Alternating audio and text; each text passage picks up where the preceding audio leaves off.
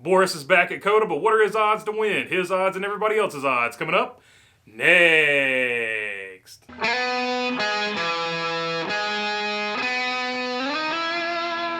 What is going on, everybody? If I haven't earned your subscription, I'm hoping today is the day I will earn that subscription. All right, Boris Said is back driving the number 66 for MBM.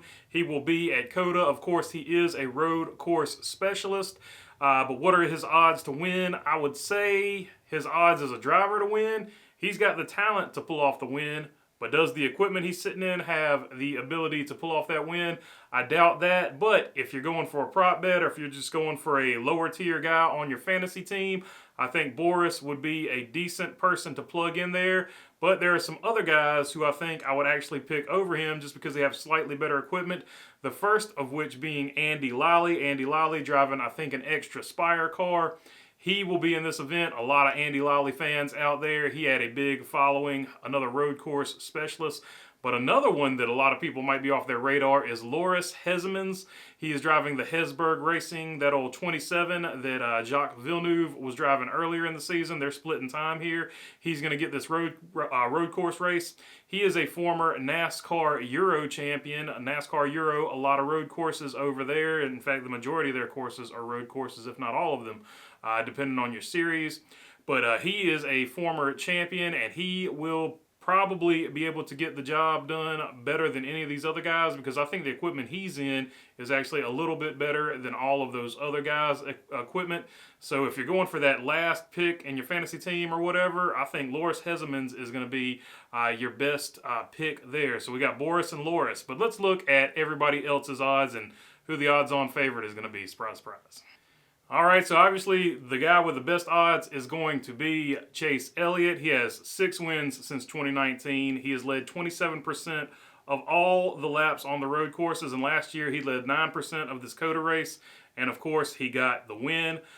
But other than him, who are some guys you're going to look at? And this actually surprised me. I never really thought about Kyle Larson being a road course guy, but if you look at his numbers since 2019, he has led 15% of the laps, and he has 3 road course wins. So Kyle Larson would actually be your second guy. The third guy, of course, is going to be Martin Truex. Martin Truex, phenomenal road course racer. He hasn't lost anything. I think the Joe Gibbs Racing road course program has been a little bit off. It hasn't been off speed-wise, though, actually. They've just had a lot of mechanical problems. I know one time they had brake issues. They've had some drivetrain issues, but they used to dominate road courses. It seems like they sort of left that a little bit to focus on short tracks where they're more dominant now. But for a long time, they were the guys at road courses. But Martin Truex, he's led 10% of the road course laps since 2019, and he also has 1 win since 2019.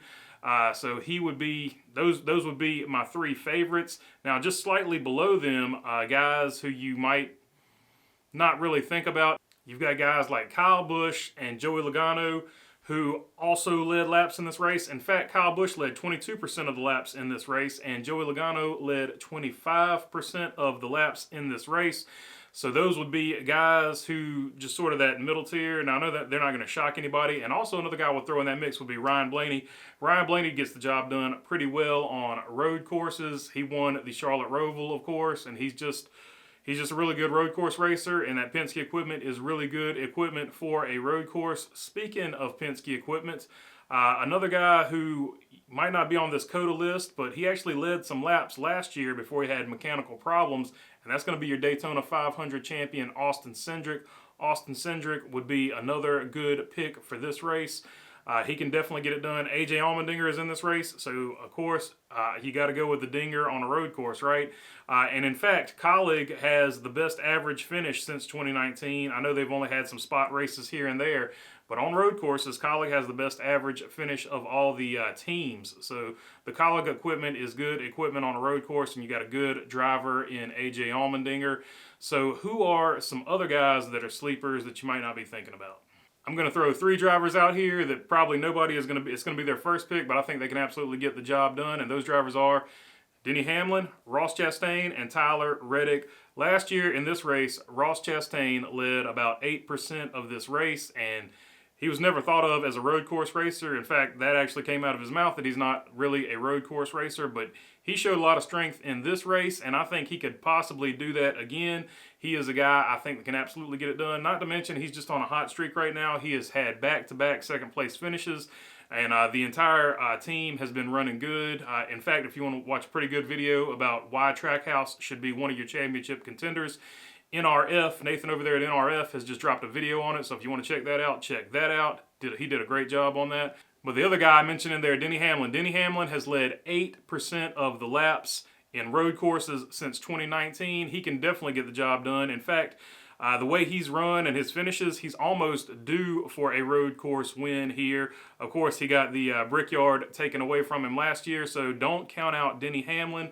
And of course, the other guy, Tyler Reddick. Tyler Reddick was another surprise at the road course. I don't know that Tyler Reddick can win on a road course with all these other guys, but I think Tyler Reddick can definitely get a nice top 5. He had a good run going last year, but he just seemed like he was inconsistent, but he definitely has got a lot more speed than he had on road courses, and if he has improved on that ability in the offseason, I know him and Austin Dillon and Kaz Grala were racing some Trans Am stuff in the offseason, so if he has improved on that ability any at all, he could possibly get this win, but he is another guy I would put in there as one of your sleepers. All right. Those are the main guys I would pick from, and now let's get into who I actually think will definitely win this race. Well, no surprise here, your picks don't always have to be flashy. I don't have to know a whole lot to know that if a guy has won 6 races at road courses since 2019, you've got to go with Chase Elliott here. Chase Elliott is the only Hendrick driver who doesn't have a win this season, although he is leading the points. So he has had a great season. Now he just needs to get that win. I think this is definitely the track he gets that win. I think Kyle Larson would probably be my second pick. Obviously, I'm a Kyle Larson fan, so there might be some bias there. But any of those guys I mentioned could possibly win this race. Chastain, Denny Hamlin, Martin Truex, all those guys could win this race. But for this race, and this race in particular, I'm going with Chase Elliott. I know I'm not going out on a limb or anything like that, but sometimes, there's no need to go out on a limb when just the numbers are pointing at you and telling you, hey, Chase Elliott's probably going to win this race.